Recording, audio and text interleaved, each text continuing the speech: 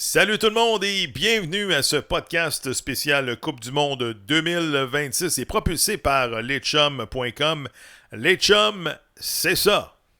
Le Canada est allé chercher un gros point contre la Bosnie-Herzégovine. Match nul de 1-1 vendredi dernier. Pas au BMO Field parce qu'on n'a pas le droit d'appeler ça comme ça, mais au Toronto Stadium. Canada qui tirait de l'arrière 1-0 tard dans le match. Lorsque Jesse Marsh a fait confiance à son banc et son banc a répondu présent. Avant de parler de Kyle Aaron et son but, quelques déceptions. Jonathan David qui a connu quand même une saison difficile avec la Juventus. Lui qui, sur mon fil de Twitter, les gens disaient, surtout les Italiens, la plus grande fraude de l'année en Serie A. Jonathan David qui a signé un gros contrat avec la Juve, qui n'a pas livré la marchandise. Je pense qu'il a marqué 6 buts, toutes compétitions confondues pour le Canadien. Bref, je ne sais pas si il s'en va ailleurs, s'il va être magasiné cet été. Ça va être difficile de le bouger avec son contrat. Mais il n'a pas livré la marchandise. T'sais, c'est supposé être le visage de ta franchise. Avec l'absence d'Alphonso Davies, j'ai été déçu de son match. Déçu de sa condition physique. Oui, il a fait quelques replis défensifs importants, mais pour moi, il doit en donner plus. Et Jesse Marsh a quand même misé gros dans ce match-là. Il a dit à la 61e minute, « Jonathan, ta game est finie. Aïe aïe. Ça prend du gars, c'est du culot, là, parce que Jesse Marsh le savait très bien. Là. Si le Canada perdait ce match-là, le club et le pays aurait été dans la chenoute. Il a gamblé, il a gagné, il a fait rentrer 3-4 joueurs à caractère offensif avec un profil, plus percutant que Jonathan David. Schaffelberg, le Messi des Maritimes, n'a pas vraiment connu une bonne entrée, mais les trois autres également, ont fait la différence. P. David, que j'adore, Promise David, gros, méchant, fait penser un petit peu à Josie Altidore. Là. Donnez-moi le ballon, bonne chance de me l'enlever. Avez-vous vu la shape? Est-ce que c'est notre Mario Balotelli à nous? Tu sais, pour gagner un tournoi, pour aller chercher des points, là, c'est pas toujours des servants de messe que ça prend. Là. P. David a fait la différence. Ali Hamed. Je me souviens que lorsque je couvrais les Whitecaps de Vancouver en 2023, il était jeune à l'époque. Là. Je m'étais dit, ce gars-là, il a du potentiel. 3 ans plus tard, il arrive avec le Canada. Il a fait la différence. Il a été capable de tricoter quelques joueurs et d'y aller avec des attaques quand même soutenues du côté du Canada. Utilisé à droite, utilisé au centre. J'ai vraiment bien aimé l'entrée de Ali Hamed. Mais ça n'a pas été un match facile, là. Bosnie-Herzégovine qui prend les devants, je pense, à la 20e minute de jeu. Et là, en deuxième demi, on a vu un échappé. La Bosnie seule, Maxime Crépeau, entre deux idées. Bref, il décide d'y aller, fait l'arrêt in extremis. Et ensuite, on sait, Jesse Marsh a fait rentrer des joueurs et ça porte des fruits. Tu sais, Kyle Aaron, le but de Kyle Aaron. Il fait rentrer, je pense, à la 76e minute. Lorsque j'ai vu Kyle Aaron rentrer, j'ai dit, tabarouette, on veut pas gagner. On veut pas gagner, on va commencer le tournoi 0-1, puis ça se termine. Parce que Kyle Aaron, tu sais, dernièrement avec le Canada, c'est 0 puis une barre. Tu sais, il faisait des buts il y a 2-3 ans contre Saint-Christophe, contre Haïti, contre les Bermudes, contre la Barbade. Oui, il gonflait ses statistiques, mais dernièrement, lorsque ça comptait, il était où Kyle Aaron? En tout cas, Kyle Aaron était dans un bon jour, là, vendredi dernier. Là. Il a fait une rentrée remarquée. Et son but, c'est du talent pur. La combinaison Koné, P. David qui remet, Kyle Aaron qui tourne son corps, enchaîne et frappe et compte. Oui, ça a dévié sur les défenseurs, mais tant mieux. Il a trouvé l'ouverture et il a failli donner la victoire au Canada un peu plus tard en deuxième demi. Il eût été un excellent jeu défensif. Là. C'était 2-1, puis on part l'autobus, on retourne à l'hôtel avec 3 points. Bref, on va le prendre. On a eu chaud, mais le Canada est parti de là avec 1 point. On va regarder tout de suite le 11 partant désigné par notre ami Jesse Marsh. Bon, sans trop de surprise, il y avait Maxime Crépeau dans les buts. les défenseurs, Alistair Johnston qui est copé d'un carton jaune, je pense, en première demi, Derek Cornelius, Richie Laryea et Luc de Fougerolles. Mais, comme mes amis français disent, c'est Luc de Fougerolles. Hein? C'est pas de Fougerolles, mais c'est de Fougerolles. Bref, un gars de 20 ans, on lui donne les clés de la défensive, il a répondu présent. Et même mon ami Stefano Di Mauro, qui est coach à Saint-Léonard, m'a dit « Tabarouette! » Il était au match contre l'Irlande là, il y a 2 semaines, il m'a dit « Tabarouette, il est vraiment bon ce gars-là. » Ben, il n'a pas le choix d'être bon parce qu'on n'a pas d'autre, étant donné que Moïse Bombito n'est pas à 100%. Bon. Le milieu de terrain, Steven Estacchio, Ismaël Koné qui a quand même connu un bon match. Et Liam Miller à gauche, match honnête. Je l'avais trouvé très bon contre l'Irlande. Contre la Bosnie-Herzégovine, je l'ai trouvé moins bon. Le catalogue un petit peu le 6e Backstreet Boys. Liam Miller, étant donné qu'il a une coupe de cheveux un peu bleachée. Bref, j'aimerais ça en voir un peu plus. Liam Miller qui a aidé son équipe à se propulser en première division anglaise avec Hull. Ça, c'est pas loin de Gatineau. Et bon, les attaquants, Jonathan David, Tani Oluwaseyi, qui a quand même été correct. Il est allé d'une belle feinte en deuxième demi. N'eût été l'intervention du gardien, là, ça aurait été un tap-in facile pour l'attaquant. Mais bref, Oluwaseyi qui n'a pas trouvé le fond du filet. Et Tajon Buchanan, seulement 61 minutes de jeu. Bon, on dirait que Jesse Marsh n'a pas été patient dans son cas. J'aimerais en voir plus pour l'ancien des Revs, Tajon Buchanan, mais dans l'ensemble, je pourrais dire que bon, le banc du Canada a répondu présent. Et tu sais, comme je disais tantôt, Kyle Lauren, il l'avait ce jour-là. Là. Avez-vous vu le feu dans les yeux lorsqu'il a marqué? Tu sais, il s'est mis les 2 doigts dans les oreilles et dit « Hey, j'entends plus les critiques. We're home, on est ici pour gagner. » Bref, bravo à Kyle Lauren. J'ai revu ce but-là des centaines de fois comme soit sur RDS ou à TSN ou sur votre plateforme préférée. Kyle Lauren était dans un bon match. Et là, j'ai hâte de voir contre la Suisse qu'est-ce que Jesse Marsh va décider. Parce qu'il y a eu des déceptions dans le 11 partant. Tu sais, j'ai mentionné tantôt Jonathan David. Il n'est pas en forme. Il essuie plusieurs critiques en 2025-2026. Ne connaît pas une grosse saison. Et tandis que tu as des joueurs sur le banc qui avaient de l'air affamés. Tu sais, tu en as des feel-good stories à la fin du tournoi. Des gars que tu voyais pas. Puis là, tout d'un coup, font la différence. Je vais vous nommer 2 exemples. Paolo Rossi en 82 avec l'Italie. Sorti de sport, marque 6 buts sans réplique. 3 contre le Brésil, 2 contre l'Allemagne de l'Ouest. 2 contre la Pologne et 1 contre l'Allemagne de l'Ouest. 6 buts sans réplique. Et l'Italie gagne la Coupe du Monde. Toto Schilacci. Tu sais, je veux dire, en 1990, au Mondial de 90, un joueur de série B rappelé en équipe nationale, avait pratiquement pas joué en première division. Bref, le joueur pratiquement du tournoi, l'Italie qui a failli gagner la Coupe du Monde cette année-là. Bref, t'en as des joueurs qui se démarquent, qui sont hot pendant 2-3 semaines et bon, il y a une légende qui se crée. Est-ce que Jonathan David, est-ce que Jesse Marsh va gérer ce dossier-là avec délicatesse ou il va dire, écoute, Joe, t'as pas connu un bon match, je vais y aller avec d'autres joueurs à Vancouver contre le Qatar.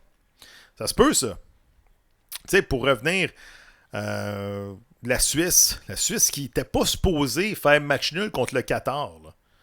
Et ça, c'est un résultat, je crois, qui favorise le Canada parce que on s'était dit tout le monde va battre le Qatar, puis ensuite, ça va jouer dans les 2 autres matchs, contre la Bosnie et contre la Suisse. Le Qatar, hier, est arrivé là, contre la Suisse, très négligé. Ils ont laissé le ballon aux Suisses. La Suisse n'était pas dans un bon match. Le Qatar en a profité dans les arrêts de jeu. Quelques flottements défensifs, une tête à la 94e minute de jeu, le but, 1-1. Là, la porte est ouverte là, pour le Canada là, contre le Qatar. Tu dois profiter de ce match nul-là pour te hisser au premier rang de ton groupe. Parce que là, tout le monde a un point, puis ça s'est terminé 1-1 dans l'autre match. Fait que tout le monde est à égalité. tu dois absolument trouver une façon de battre le Qatar. Sur papier, oui. Oui, pas de problème. Mais là, il va falloir que tu fasses une différence dans le dernier tiers. T'en as eu des chances contre la Bosnie-Herzégovine. T'as des tirs qui se sont pas rendus. Parce que, bon, la Bosnie jouait un bloc très bas. Il y avait toujours un genou, une jambe, un tibia, une tête qui, était dans le chemin. T'as même profité, je pense, t'as pas profité de 9 coups de pied de coin, 9 corners. Aucun danger là-dedans. Possession stérile en première demi du Canada. C'est pas ça que tu veux voir là, contre le Qatar. Là. Si on nous avait dit le Canada, c'est une équipe de contre-attaque, une équipe qui fait du haut pressing dans la première demi, puis qui font des changements à la 60e minute parce que les gars ont tellement couru qu'ils sont brûlés, fait qu'ils vont te faire mal lorsque la défensive de l'autre côté est déstabilisée. Ben, c'est pas ça que tu as vu contre la Bosnie dans la première demi. J'ai été un petit peu déçu, là. Parce que, tu sais, le style Red Bull de New York de Jesse Marsh, c'est-à-dire toujours sur le porteur du ballon, puis on vous force à créer des revirements. On prend le ballon haut sur le terrain, puis après ça, on va la mettre dedans. Pas ça j'ai vu, là. Là, tu veux voir ça contre le Qatar, là. Il faut que tu profites de tes chances. La Suisse en a eu des chances contre le Qatar. Ils n'ont pas profité. Ben, c'est ça. Des clubs comme ça qui ferment le jeu, qui ratent des chances comme la Suisse, ben à la fin de la game, tu regardes aux statistiques, c'était le fun, mais ça finit 1-1. Fait que là, la Suisse, présentement, qui se mord les doigts. On va tout de suite regarder qu'est-ce qui s'est passé sur la twittosphère. T'as mon ami Foot Suisse qui mentionne « On se remet gentiment de notre gueule de bois d'hier, toujours extrêmement déçu du résultat. Mais le plus triste dans tout ça, c'est certains messages qu'on a pu lire sur nos posts. Il mentionne également que les messages racistes visant nos joueurs noirs ou issus d'une communauté étrangère sont intolérables. Malheureusement, on voit ça souvent dans le soccer. T'sais. C'est comme, on a une super bonne équipe nationale. Mais après ça, si c'est un noir qui a raté le but, c'est pas un Suisse. C'est pas un Italien, c'est pas un Anglais. On a vu ça dans le passé. À un moment donné, il faut que ça arrête, là. Il faut que ça arrête. Tu sais, je vais vous parler de quelque chose. La pause fraîcheur. La pause hydratation. Je pensais que c'était juste quand il faisait 40 degrés à l'ombre qu'on faisait ça. Non. Aimez-vous ça? L'arbitre qui siffle après 22 minutes et demie, puis on va se rafraîchir. Je veux dire, on n'est pas dans le désert du Sahara, là. Oui, il y a des matchs à Los Angeles, il y a des matchs à Toronto en plein après-midi, mais je veux dire, les matchs de soir, à 10h le soir, puis à 11h le soir, as-tu vraiment besoin d'une pause fraîcheur? Et j'ai posé la question sur la twistosphère, regardez ce que les gens m'ont écrit. J'ai dit, coudonc, le soccer, c'est-tu rendu 4 quarts de 22 minutes? Il va falloir que j'explique ça demain à Job au casino. Et mon ami Tuc à Chabot a mentionné aucun problème, mais la FIFA devrait avoir le courage d'appeler un chien un chien. Ce sont des pauses publicitaires déguisées. Très bon point. Moi, je pensais que les joueurs avaient chaud. Ben non, selon Tuc et Chabot, ben mentionne que non, c'est pour faire encore plus d'argent pour la FIFA. Puis je me dis, on est-tu rendu là? Je veux dire, ça fait 150 ans qu'on joue au soccer, même 200 ans. Puis il n'y a jamais eu de pause vraiment hydratation. Puis là, la Coupe du Monde elle a commencé. Je ne savais pas que ça allait être comme ça à chaque match. Je ne sais pas si c'est confirmé, là. Mais je ne sais pas si j'haïs ça ou j'aime ça. Parce qu'on dirait que ça brise le momentum. Non? Une équipe qui va mal, tout d'un coup, s'en va au banc. Le coach, au lieu de crier là, à tue-tête à 200 mètres près pour y essayer d'avoir l'attention de son défenseur latéral droit. Non.